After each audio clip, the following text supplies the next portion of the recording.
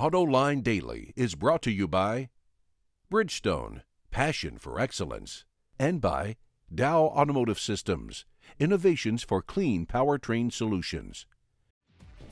This is Autoline Daily for February 10, 2011, and now the news. Years ago, back in the 1960s, Ford tried to buy Ferrari, but Enzo and Henry Ford II could never come to terms, and for years there was bad blood between the companies. Well, maybe those bitter feelings never went away, because now Ford is suing Ferrari for trademark infringement of the F-150 name. Turns out that the newest Formula One car that Ferrari plans to race for the 2011 season is called the F-150.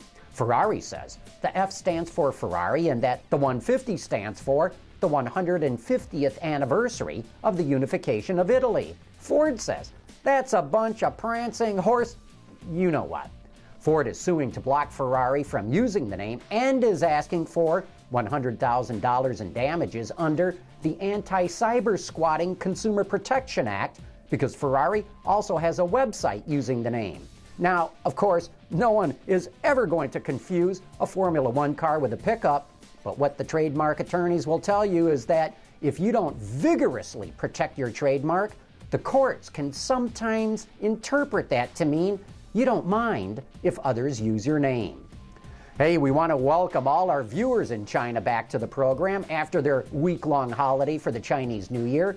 And as we've been reporting for some time now, Beijing is trying to contain its spiraling problem with traffic congestion by limiting how many licenses it gives out for new vehicles. Get this, the city wants to limit the number of new licenses to 17,600 a month for personal cars and 4,800 a month for commercial vehicles. And yet, right now, it has more than 306,000 people and companies applying for those plates. Probably the hottest thing that premiered in Chicago yesterday was the Camaro ZL1. This high-performance two-door is named after a special all-aluminum racing engine GM built in the late 60s. Today's version is powered by the same supercharged LSA small block V8 as is in the Cadillac CTS-V, which is nearly identical to the Corvette's ZR1's engine. In this application, it delivers an estimated 550 horsepower. Power is routed to the pavement through a 6-speed manual transmission with a special dual-disc clutch. Beyond monster power, the car also features GM's advanced magnetic ride control system, special aerodynamic tuning, and massive 20-inch wheels. The Camaro ZL1 pushes all the right performance buttons, and best of all, it's scheduled to go on sale early next year. And yet the Chicago Auto Show isn't even over yet, and OEMs are already starting to preview what they're going to reveal in Geneva, which starts the first week of next month. BMW is teasing its Vision Connected Drive study. It's another wonky-looking green concept, but this roadster promises to connect drivers to the networked world. Apparently, it also allows them to individually tailor the comfort, safety, and infotainment experiences in the vehicle. Not exactly sure what that means, but it sounds nice, I guess. And in related news, Bloomberg reports via German magazine Automotor und Sport that BMW is planning on building a van based off the 1 Series. Without going into any other detail, the vehicle is expected to be sold starting in 2014. Opel just introduced the 2011 Corsa. It features a redesigned front end for a sportier look and comes with new colors. Both its gas and diesel engines have been upgraded from last year's model for more power and better fuel economy. However, for 2011, a new EcoFlex 1.3 CDTI is available, and when it's equipped with stop-start technology, fuel consumption is only 3.5 liters per 100 kilometers in the 3-door version. And that, folks, is 67 miles per gallon. The Corsa is offered in 3 styles, a 3-door, a 5-door, and a commercial variant called the Corsa van. The Corsa is one of Opel's most important vehicles. Over the last 3 years, it has averaged 400,000 sales annually, which is 30% of all of Opel's sales.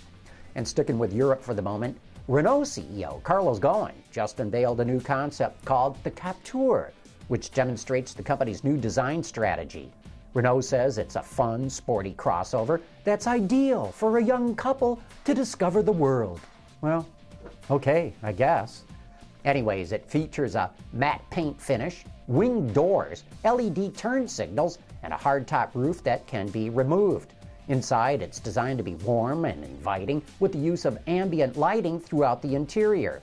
And the rear is lined with 3 layers of rope, which can be reconfigured to store different items. The Captur is equipped with what Renault calls its Energy DCI 1.6-liter twin-turbo engine that's mated to a dual-clutch transmission. Coming up next, it is time for You Said It. Introducing Bridgestone's 3rd generation of run-flat tires with groundbreaking new Bridgestone technologies. Bridgestone run-flat tires offer improved ride comfort, lower rolling resistance, and improved wear while giving you the peace of mind and comfort you need. And now it's time to get to your comments and questions. Hugh Tackett heard my editorial on Ray LaHood not having the guts to blame unintended acceleration on driver error and called in with this comment. John, this is Hugh Tackett in Bluff City, Tennessee, near Bristol. I just loved your comments in episode 575 today about our transportation secretary, who is a chicken and a coward and all the above, but I just so delighted that you blasted him. He needed that, and hopefully this will get back to the government somewhere in the administration, because he deserves that. Thanks for your support, Hugh. Much appreciated. Tony Gray saw our report on how keyless key fobs are accused of causing 3 deaths when drivers accidentally left their cars running and died from carbon monoxide poisoning. He says, maybe one of the tech-savvy folks on the board can tell me if it's still possible to kill yourself by running a car in the garage if you aren't in the garage. Well, Tony, that's our fault. We should have pointed out that this involves garages with a condo above them. So the fumes went right into where people were living. Tony also says, it is my belief, perhaps urban legend, that newer cars are so clean you may die of oxygen deprivation, not CO poisoning. Well, actually, if you're talking about cars with a PZEV or partial zero emissions vehicle rating, which you can get in California and some other states, that's true. They're so clean you cannot die from carbon monoxide poisoning. In fact, in the LA basin, the air going into the engine is dirtier than the exhaust coming out of the tailpipe. Now think about that for a minute. Cars that are running on gasoline are as clean as an electric car when you factor in the pollution needed to generate the electricity. Michael saw our report on the disappointing fuel economy for the Mahindra pickup that will be sold in the U.S. and says, 19 miles per gallon? Oh, snap.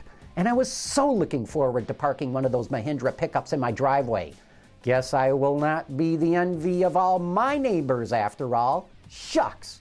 Michael, do I detect a hint of sarcasm?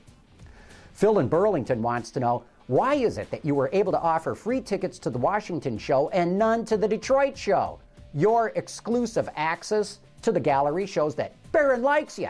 Can you get him to loosen up the purse strings and send you some tickets for next year's show? Well, Phil, that is a great idea, and we'll start working on that right now. And finally, Vince saw our story that New York is looking at importing vehicles from Turkey for its taxi fleet. And he says, only in NYC, where Wall Street and the financial institutions brought this country to the brink of economic collapse, would they consider an imported vehicle for the new fleet of cabs. I am sure His Excellency Mayor Bloomberg will think about it driving home in his Mercedes. Thanks for all your comments. We truly enjoy reading them. And don't forget to tune in to Autoline After Hours tonight at 7 p.m. Eastern Time. Our guest tonight is Sandy Monroe from Monroe & Associates, who will be talking about a breakthrough in aluminum, what they call Cavitic aluminum, that could make cars a lot lighter. Journalist Gary Vasilash will also stop by. So join me and the auto extremist Peter DeLorenzo for the best discourse on the auto industry tonight on Autoline After Hours. And that's today's report for the top news in the global automotive industry. Thanks for watching. We'll see you tomorrow.